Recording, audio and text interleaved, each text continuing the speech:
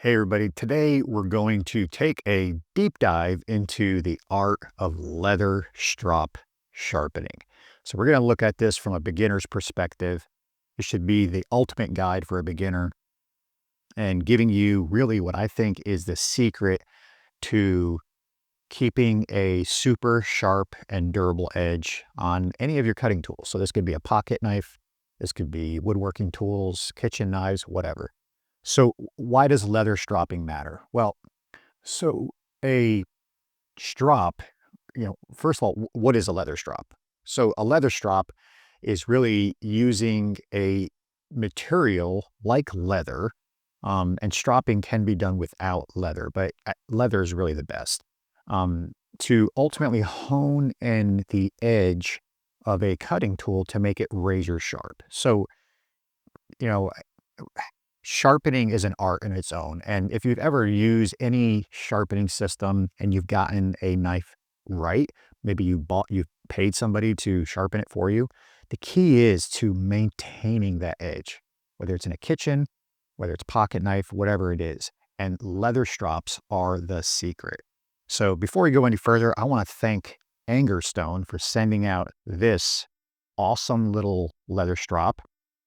And Angerstone makes this. It's available on Amazon. I'm going to have an affiliate link in the description. They haven't paid me. They haven't told me what to say, but they did send this out, their kit. It's a really nice kit. You don't have to buy one. You can see here, I've had this one for years. It's just a piece of plywood with a piece of leather that I think I got at the local hobby store. But to be honest, guys, at the time and the materials I put into making this, you can really have a nice kit like this, from a company like Angerstone. Really nicely done. So I want to thank them for sponsoring this. But again, you can use just about anything. So why not just use a sharpening steel? Well, that works, but I found that using a sharpening steel, especially for kitchen knives, which is very popular, um, it really it does, in some cases, if you don't get the angle right, it can actually reprofile blade. You can cut with a steel. You can cut into and shave off some metal. Whereas a leather strop, it's almost foolproof. It's super, super easy. Um, I do this almost every time I use it. I'll strop a knife and this is my daily pocket knife. It keeps it razor, razor sharp. So my rule of thumb is if your knife can cut paper, but not smoothly, it's a perfect candidate for stropping. If it's not even cutting paper, you got to go sharpen it. You need to go to a sharpening system, which we're not going to cover in this video. But yeah, that's kind of the rule of thumb. Cut paper, but not great, strop. You can't even cut paper. You should look to a popular sharpening system. All right, so let's talk about different kinds of leather strops. So choosing the right one. So again, you can make one, but the challenge is, so I've got a piece of leather here that I've used a long time ago where I don't even have it mounted, which is not ideal. This is not great. It's got its purpose. I still use this. I still keep it around, but I'm going to use it as just an analogy. So most pieces of leather, raw leather, you have kind of the rawhide side and you have the smooth side. Now, I will tell you, no matter what people say, there's no right and wrong answer here. So I'm just going to give you my experience. I've been doing this for years and have a lot of success. Typically, if you're making a strop like this, I prefer the rawhide side if I'm using a compound. Now, I'm going to put that aside and we're going to focus in on this one that I got, because you can see it's brand new from Angerstone. And it's mounted on a paddle. It's got a nice handle here. And the nice thing here is it has the rawhide side and the smooth side. So it's kind of the best of both worlds. Now, what's the difference between the two? Well, the rawhide side, again, this is not science here, but the rawhide side is best to use with compounds, just because it holds the material better into the rough grain. Whereas the smooth side is good for just a final strop without any compound. Now, again, you can do it without compound. And, generally the rule of thumb is, and, actually the user guide that comes with this Angerstone kit, it talks about this. The general rule is if you use a compound, you can strop faster. You get quicker results. but you can still get the same results without a compound. It's just probably going to take more strokes, a little more effort. But if you're like me, you want to get the job done. So why not use the compounds?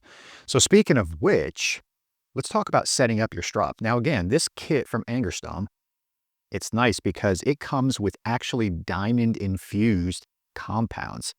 And they give you a really nice kit here of different compounds to test out and use, ranging in the grits. So at the very start here, it has a 1000 grit compound. And again, this is a diamond paste. So this actually is a compound paste infused with small, I think in this case, synthetic diamond particles. So we start with a 1000 grit. They give you a 6000. Let's see here. Actually a 3000, so 1000, 3000, 6000, 10,000, 14,000, all the way up to a 60,000 grit, which is pretty incredible. I don't know that I've ever used any abrasive that high. So which one do you use? You know, it's a little bit splitting hairs here. You know, as you can see, I've not tested these, but I've used abrasives a lot.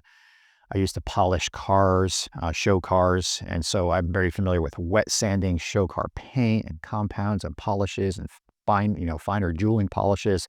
I'll tell you, it's a little bit of splitting hairs for this application. So, um, what I'm going to start with here, I'm going to probably go for either the 3000 or 6000 grit. Probably going to start with the 6000 grit, to be honest. And if I find that's not giving me enough abrasive, we'll drop down to the 3000 and just go from there. So let's just do this together. So let's set up this strop here and see what kind of results we get. So again, I'm starting here with the 6000 grit. And, you see this in a syringe here. So this is kind of a unique way. I don't know that I've ever done this before. It's very, very scientific, if you will. So I'm just going to get the air bubble out of here. And there's some instructions on with this kit, and they say just to use a little bit, and I would agree with that. You don't need a lot. So I'm just going to put a little bit of compound. This stuff is pretty thick, actually. I wasn't looking to use my fingers, but I think I'm going to have to. So I'm just going to spread some along this leather. Let's just put a little bit more for good measure. That looks about right. So I'll just go ahead and get that on there. And they give you a little cap to keep these things secure. So, what I'm going to do here is the key, especially the first time using it, is to kind of work it in, right? Work it into the grain of the leather. As you use this, it's going to get spread around. Yeah, this is some pretty thick stuff. So I'm just going to work that into the fibers here. And we'll see how that works for us. All right, so that should be enough. You don't need a lot here. So what we're going to do next is start stropping. So in this case, as with any sharpening, angle matters, right? The good thing about leather strop, because we're dealing with a material that's, pretty thick and leather has a lot of give, it doesn't matter as much. This is why I feel like this is the ultimate sharpening maintenance. This technique and process and tool is so great for beginners, because if you're like me, you ever tried to use whetstones or diamond stones freehand, it's hard to get that angle right. I prefer still, after doing this with years, I still prefer the ones with the jig. But with the strop, it doesn't matter as much. With that said, do your best to try to get a decent angle. Obviously, you're not going to want to be too heavy. You're going to cut the leather. You might even dull your knife. And you don't want to be too parallel, because you're not actually getting the edge. So, try to get as close as possible. And so the other thing I'll say before we get into it is, it should be obvious, but I want to state it. Do not go forward with the blade. You will cut this leather. It is, a soft material. So it's always a backstroke. So I'll go this way and that way. So, very simply demonstrating, and I want to cover the whole blade. I'm putting moderate pressure, and I'm just pushing and pulling. Back and forward. Back and forward. I'm trying to get that whole blade into that compound. Now, um, how much pressure do we use? Again, a lot of schools of thought here. I don't know that it's that important, but I feel like it depends on how long you want to be doing this, right? I tend to apply more pressure at first in my first few strops and release the pressure as I go. So, how much is more pressure? I'm leaning into it pretty good. I'm probably putting, I don't know, 5 to 10 pounds downforce into the leather to really get some work done here. And that seems to work for me. So again, I don't think that you can really mess this up, guys. It's almost foolproof. The last thing I'll say is I like to, and again, I don't know that it's all that important, but I like to count my strokes. So what I've always done, I've done 20, and I'll go 20 one way. It just helps me keep the angle right. Then I'll go 20 on the other side. Then I'll go down to 10, 10, 5, 5. I'll go 3, 3, 2, and 1. And that's it. And when I'm going to that 2 and 1, I'm very, very light. At that point, I'm almost just letting the weight of the knife, um, be the pressure. So I'll start heavy, work my way light, and then I'll finish it off on the smooth side. So let's do it real quick. Let's just see here. So I'm gonna, in this case, this anger stone's nice and long. I'm gonna lean the tip on the tabletop here and just lean into it. So let's just go with 10. I don't think this knife needs 20. So we'll go with 10 strokes back. 1, 2, 3, 4, 5, 6, 7, 8, 9, 10. Notice now, as I'm putting pressure in, you see how it's discoloring? The compound is actually turning black. What we're doing is we're getting some metal, right? That is actually the abrasive polishing this edge and pulling some metal. That's a good sign. That's a good thing. All right, so we got 10 backstroke. Let's go 10 forward. 1, 2, 3, 4. All right, we'll go 5,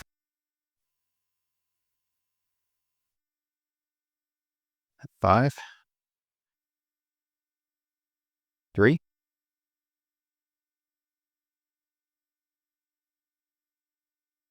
and now 2. I'm releasing the pressure. 1, 2, 1, 2, and 1, barely any pressure.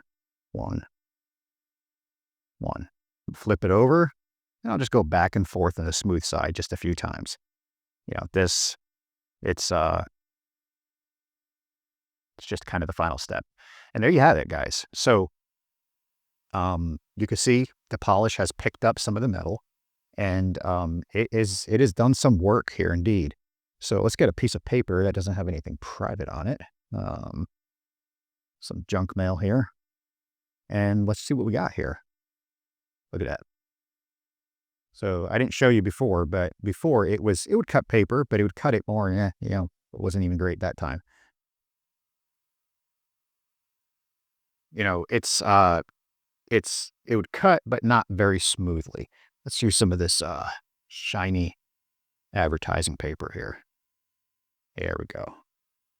Beautiful.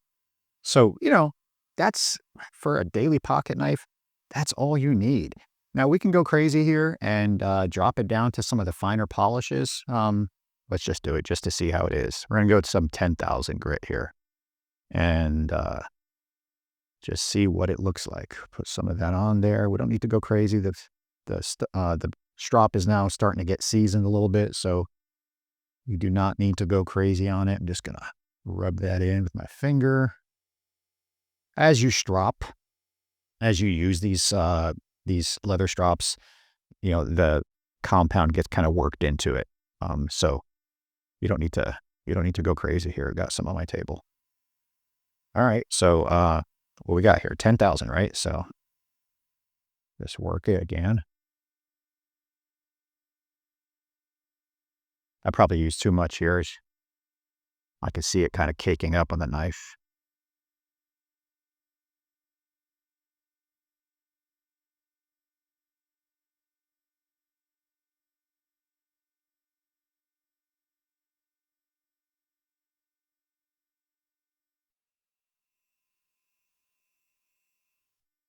I kind of lost count, guys. You can tell me in the comments which side got more sharp. Again, guys, I don't think it matters that much. Do your best to sort of keep it consistent, the angle, the count.